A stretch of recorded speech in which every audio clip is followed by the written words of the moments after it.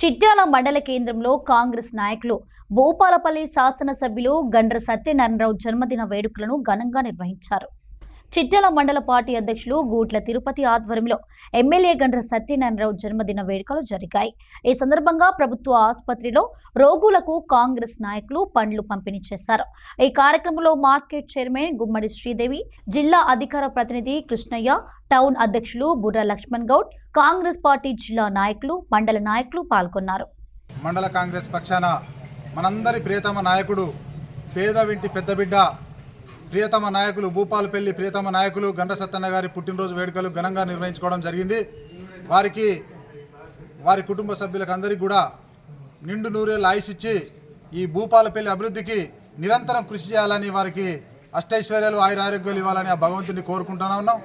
భూపాలపల్లి అభివృద్ధి కోసం గత 20 సంవత్సరాలు 30 సంవత్సరాల నుంచి రాజకీయ జీవితంలో ఉండి ప్రతి ఇంటికి కూడా నేనున్నా అని ముందుండి నడిపించిన ఘనత అది గండ్ర సత్తన్నకే దక్కుతుంది.